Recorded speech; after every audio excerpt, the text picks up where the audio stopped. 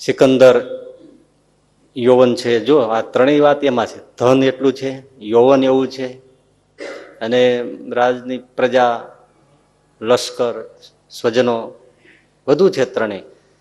તો એ જો સફળ થતો ગયો ને, નીકળતો જ ગયો આગળ આગળ. મારે આખી દુનિયા જીતવી છે. તો તુર્કસ્તાન જીત્યું, મિશ્ર જીત્યું, ઈરાન જીત્યું, અફઘાનિસ્તાન જીત્યું, અત્યારે પાકિસ્તાનમાં છે, ભારતમાં હતું, એટલો પ્રદેશમાં આવ્યો અને સિંધુ નદીને કિનારે એ પહોંચ્યો. ત્યાં એને એક ભારતનો સાધુ ફકીર મળી ગયો. સાધુનો આદર કરે ગ્રીકની સંસ્કૃતિમાં, આપણે મિલતી જુલતી એટલે સાધુઓનો. અને એના એરિસ્ટોટલે કહ્યું હતું સારો કોઈ સાધુ લેતો આવજે ભારતમાંથી. તો આઈનો સાધુ ત્યાં જાય એ જમાનામાં, અત્યારે ઉપડી જાય.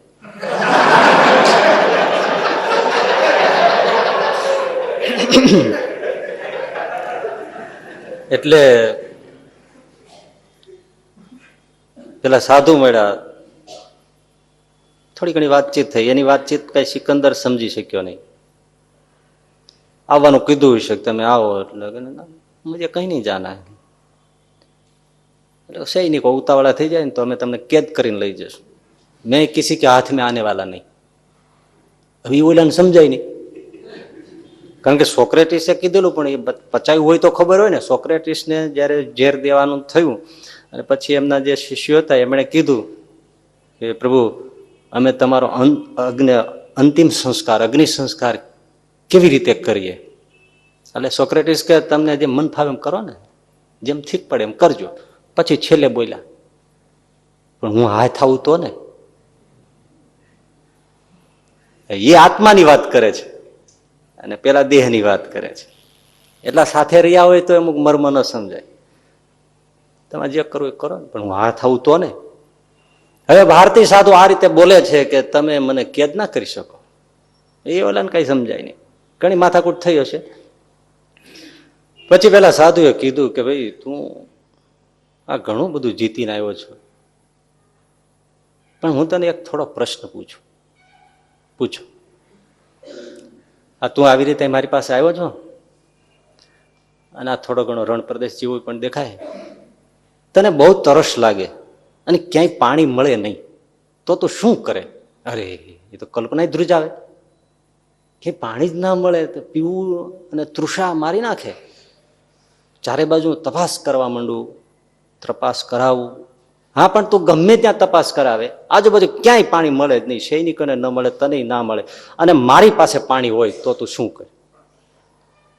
અને કે પ્રભુ, હું તમારી પાસે આવીને ગમે તેમ હું પાણી માગું, પણ હું એમને ના આપું.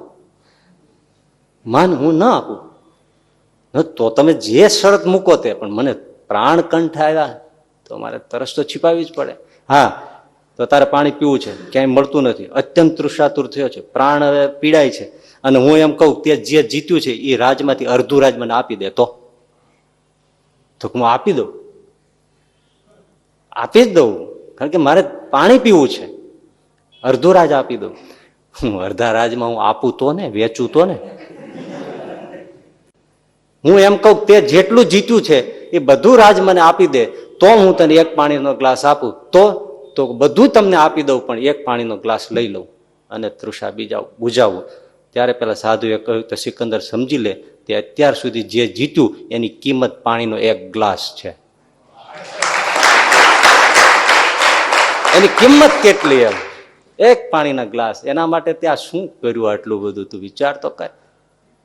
અને યાદ રાખ, તો अपने घर नहीं पहुंच पाएगा, बीच में ही रुक जाएगा. આટલું કે સાધુ હાલતો થઈ ગયો. સિકંદર ની પછી ઘણી કથા છે. પછી પાછો ફર્યો એટલે ત્યાંથી નીકળીને અફઘાનિસ્તાન થઈને ઈરાન પહોંચ્યો અને ત્યાં બેબીલોનમાં માંદો પડ્યો. અધવચ્ચે દરદ એવું થયું કે પેટમાં કઈ રહે જ નહીં, જે પીવે એ બધું જ નિકાલ થઈ જાય. એટલે ઝાડા, ડાયરિયા ભયંકર, પાતળા પાણીના.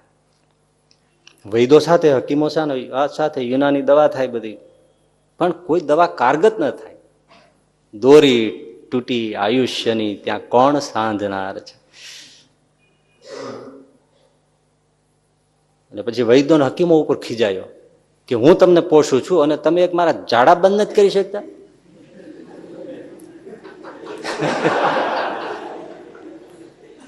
માલિક, તમે બોલો એમાં અમારા ચાલુ થઈ જાય.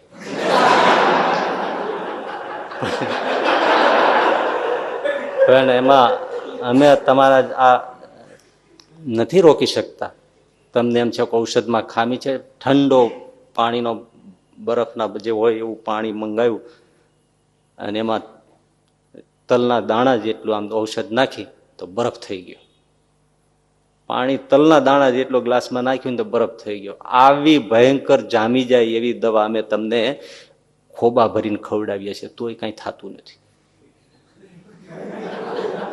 હવે એનું શું કરવું? ત્યારે સિકંદરને થઈ ગયું હવે જીવવાનું નથી. અને પછી થઈ ગયું ઓહો કે આ બધું મેળવ્યું એનો અર્થ શું છે. અને કીધું કે હવે મારે જવાનો સમય થયો છે, પણ આ વૈદોને હકીમોને કાંધે જ મારો જનાજો ઉપડાવજો. મારે દુનિયાને દેખાડવું છે કે બધું હોવા છતાં મને કોઈ બચાવી શક્યું નથી. અને મેં જીત્યું કે મેળવ્યું એનો કોઈ અર્થ નથી, કોઈ મિનિંગ નથી. હવે સમજાય છે. પણ એને ક્યાં સુધી માયા ખેંચી ગઈ કયો? આખી જિંદગી વેડફાઈ ગઈ ને. આ ડિસેપ્ટિવ વસ્તુ છે, આ છેતરામણી વસ્તુ છે. એવું ઇલ્યુઝન પેદા કરે એને એમ લાગે કે હું તો કંઈક પામું છું. લશ્કરને આગળ ચલાવજો ને બધી સલાહો આપીને પછી એમ કહ્યું કે જનાજામાંથી મારા બંને હાથ આમ બહાર ખુલ્લા રાખજો. લોકોને દેખાડવું છે દુનિયાને કે સિકંદર ખુલ્લે હાથ ગયો છે, કંઈ પણ લઈ જઈ શક્યો નથી. લકલૂટ સંપત્તિ બધું હોવા છતાં કંઈ પણ સાથે ગયું નથી. જનાજામાં હાથ બહાર રાખીને આ રીતે એનો અંતિમ સંસ્કાર કર્યો. કબર દેવાઈ ગઈ. એની માતા એની વિધિ પ્રમાણે એની કબર ઉપર પાણી ઢોળવા આવે. પાણીનો ઘડો ઢોળ્યો. એની માતાને એક વાતનું દુઃખ હતું, મારો બેટો જે કરતો હોય દીકરો એ સારું ઠીક છે, પણ સિકંદર પોતે જ એમ બોલતો કે હું ગ્રેટ છું એમ. Sikandar the great, Sikandar the great, મહાન સિકંદર. કાંઈ પણ વાત કરે તો તમે કોણ? તો મહાન સિકંદર. પોતે પોતે આવી રીતે બોલે કેવું લાગે? મહાન સિકંદર, સતત મહાન સિકંદર, મહાન સિકંદર, સિકંદર ધ ગ્રેટ, આવું જ બોલે. એ માને ગમે નહીં. હવે આ કબર દેવાઈ ગઈ ને પાણીનો ઘડો ઢોળ્યો વિધિ પ્રમાણે. પછી એની માતાએ ત્યાં કહ્યું કે બેટા, કબરમાં દફન થઈ ગયા પછી તારે તારો પેલો અભિપ્રાય બદલવો છે કે એનો એ છે સિકંદર ધ ગ્રેટ. ત્યારે કબરમાંથી અવાજ આવ્યો, માં મારા જેવા તો કેટલાય સિકંદર પોઢી ગયા છે, કેટલાય સિકંદર પોઢી ગયા છે. અહીંયા આવ્યા પછી ખબર પડી કે એવા તો કેટલાય લાઈનો લાઈનો છે. હવે મારો ગર્વ ચકનાચૂર થઈ ગયો. છેલ્લે સમજાયું, પછી હાથમાં રહ્યું કાંઈ. બસ આ સફળતા, આ બધું સંસારનું સારું સારું એ બધું આમ દોરતું જ જાય છે. મોહ પેદા થાય છે, મોહ પેદા થાય છે, લોભાવે છે, અને દૂર દૂર ભગવાનથી લઈ જાય છે. એટલે માયામય છે. એને જાણવું એ બહુ જ કઠિન છે.